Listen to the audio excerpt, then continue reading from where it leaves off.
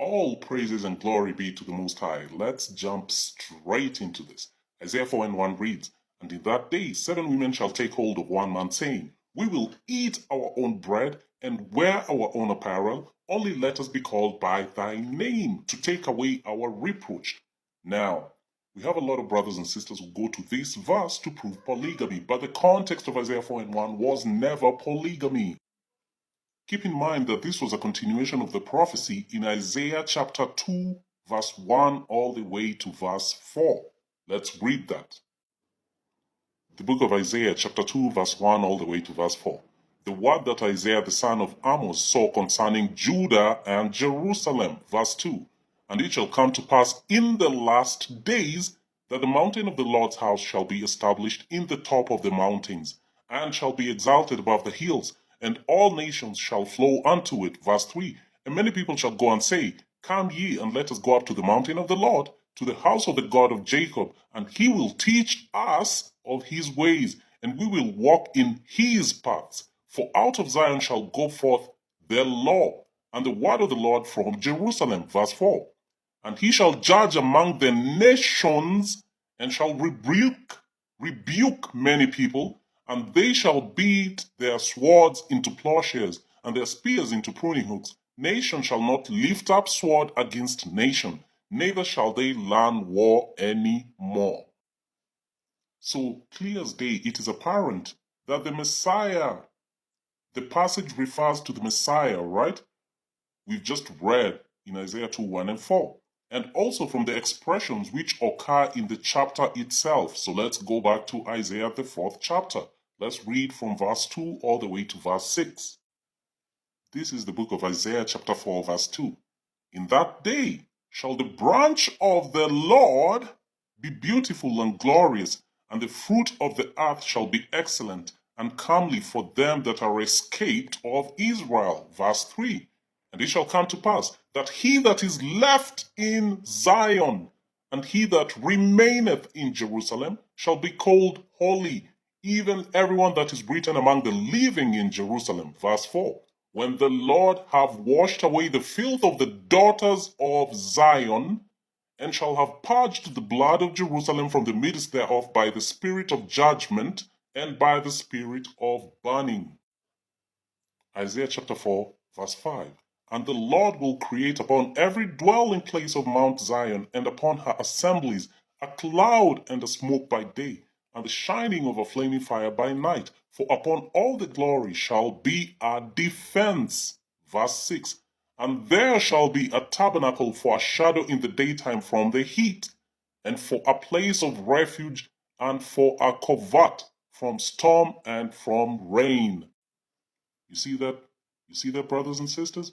So it is apparent from the passages, i.e., Isaiah chapter 2, verse 1 and 4, and Isaiah chapter 4, from verse 2 all the way to verse 6, that the passages refer to the Messiah. Therefore, Isaiah the 4th chapter is a build-up, right, of the chastisement of the daughters of Zion. Because let's keep in mind, the companion picture of Isaiah chapter 4 is Isaiah chapter 3 and 6, where you see the men are soughting eagerly, yet in vain, a protector. So now in Isaiah chapter 4, you see that it's the women who should seek for a husband. You see that? Let's go to Isaiah chapter 3. The book of Isaiah chapter 3, verse 4 all the way to 6. And I will give children to be their princes, babes shall rule over them. Verse 5.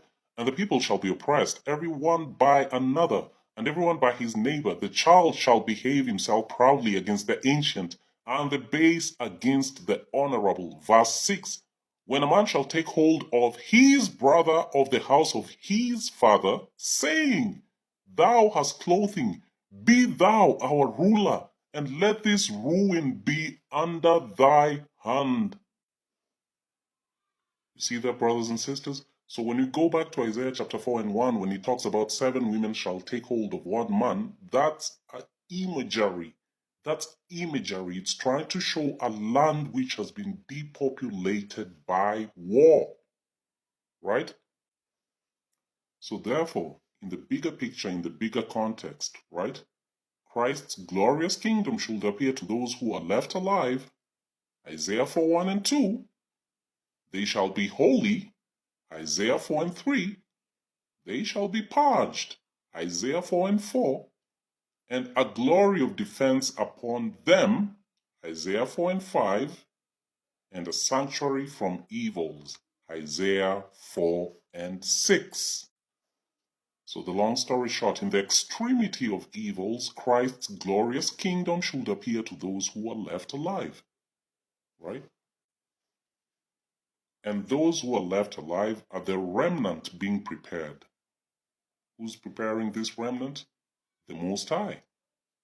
He's the one who prepares the remnant. That's the whole context of Isaiah chapter 4, all the way from verse 1, all the way to verse 6. A remnant is something that remains, something small out of a larger portion. That's a remnant, right?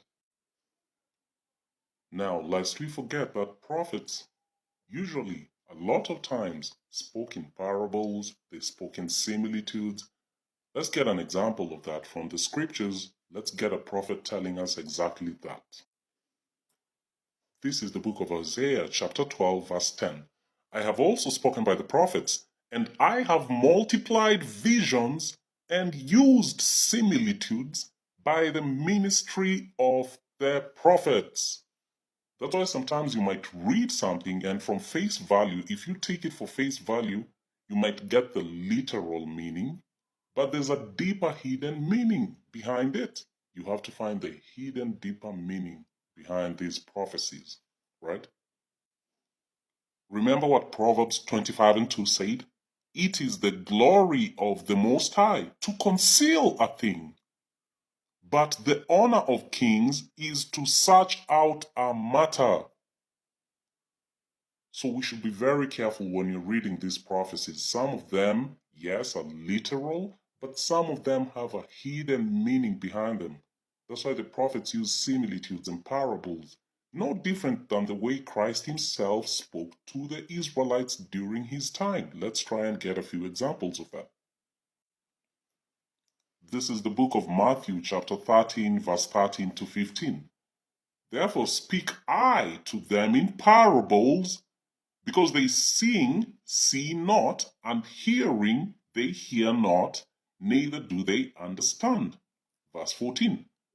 And in them is fulfilled the prophecy of Esaias, which saith, By hearing ye shall hear, and shall not understand, and seeing ye shall see, and shall not perceive.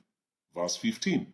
For this people's heart is waxed gross, and their ears are dull of hearing, and their eyes have closed, lest at any time they should see with their eyes and hear with their ears and should understand with their heart and should be converted, and I should heal them. So you see that Christ spoke the same way his forefathers spoke. No different. The spirit of the prophets are subject to the prophets. They're going to say the same thing. So all praises be to the Most High for understanding. And, Isaiah chapter 4, the 4th chapter is talking about a remnant being prepared, right? A remnant is a residue. It started off as something big, but it ends up being a residue. A residue is a remnant, a small portion out of something that was large before.